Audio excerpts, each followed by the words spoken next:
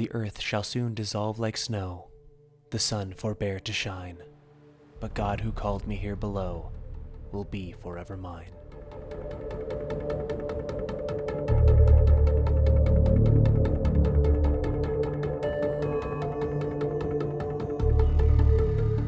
Welcome to Legends, a series that delves into the lore within Horizon Zero Dawn, a world with an abundance of powerful and moving history begging to be explored. Today, we shine a light on Elysium, the last sanctuary of humanity in a post-FARO plague world. Elysium is derived from the Greek mythology of the same name, a paradise where the heroes of man would live forever in a land of perfect, unending happiness. Unfortunately, its Horizon counterpart would fall well short of the former's promises. Once Zero Dawn was proposed to the Joint Chiefs of the United States, a list of hand-picked candidates was proposed by Elizabeth Sobeck to comprise her team of alphas to create the suite of Gaia subordinate functions. The rest of Zero Dawn's beta and gamma personnel were selected to join the sub-projects that corresponded with their respective fields of expertise. Before beginning this work, they were briefed on the true purpose of Zero Dawn and the fate of the world. Due to the highly sensitive nature of this information, each candidate that partook in this process was given 3 options from which to proceed. 1. Participation. Those who made this selection were expected to work a minimum of 80 hours per week, and the only communication with their loved ones would be extremely limited and heavily monitored. All of this to ensure their place and their 2 loved ones to live out the rest of their natural lives within Elysium. 2. Indefinite detention. A rather delicate turn of phrase for imprisonment. Those who refused participation were given 48 hours to reconsider before their choice became irreversible. These individuals would be held within the Zero Dawn facility with no communication to the outside world until the project was seen through to completion. At which point, after all the participants had been evacuated to Elysium, the detainees would be released into the abandoned facility. Or option 3, medical euthanasia. This is explained fully within the data point titled, Make Your Selection. The information you have just received understandably calls into question the purpose of continuing to live. If you would prefer to end your life at this point, pain-free medical euthanasia is available. A 48-hour waiting period is required, during which time you may instead opt for participation or confinement. Please notify a counselor when you are ready to make your choice, or if you have any further questions. Within the data point Interview 2, Ron Felder, we can see not all of those who were given these choices were convinced of the validity of Zero Dawn or the hopes of Dr. Sobeck herself. Is he to make sure I behave this time? Security, for your protection. Would you like to discuss how you're feeling? Sure. I'll tell you. Surprised. No, flabbergasted. Like my old man would say, flabbergasted. That vein pumping in his forehead. I thought you people were just completely underprepared for a spaceflight project. But now I can see it's worse. Much worse. Sobeck is a total fantasist, a dangerous fantasist. This kind of blue skying, it's...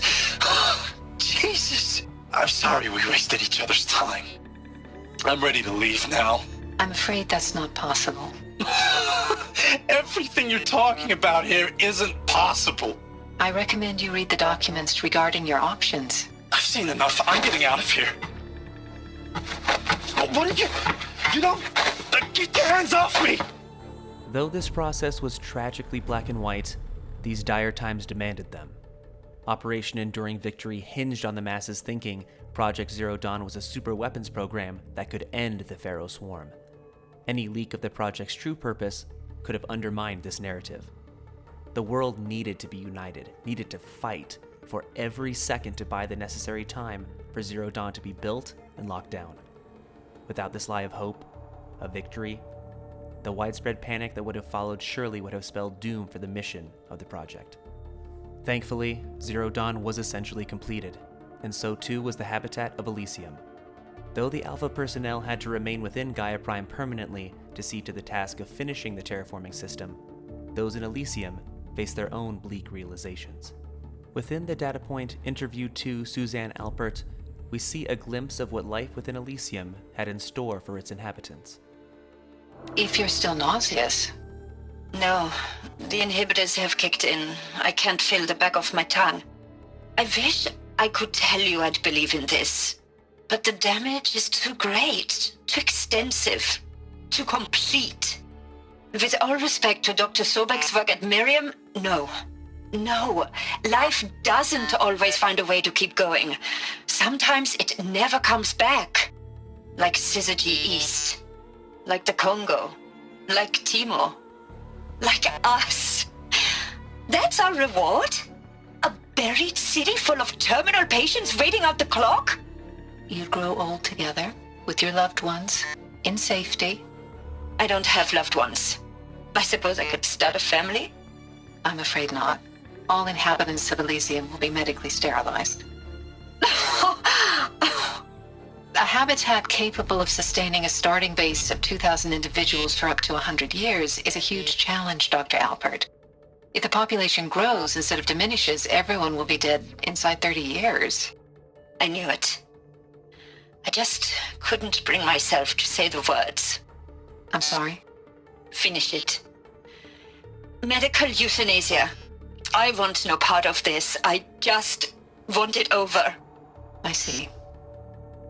Protocols require a 48-hour waiting period, after which... With what we know about the conditions and challenges of the inhabitants of Elysium, we may be able to ascertain the location of either the habitat itself or a facility designated for Beta and Gamma personnel.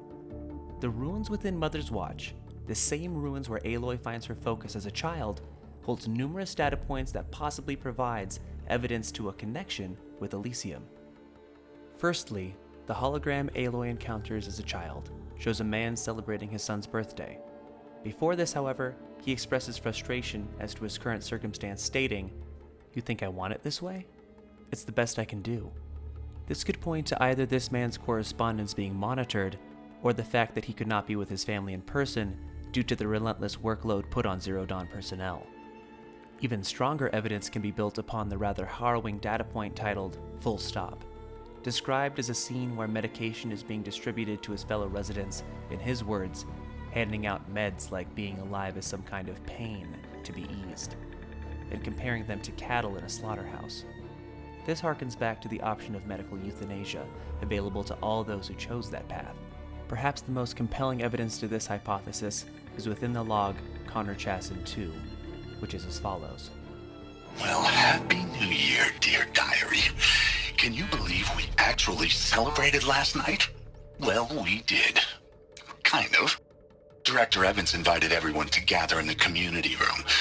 Don't know where she got the party hats. That was a ghoulish touch.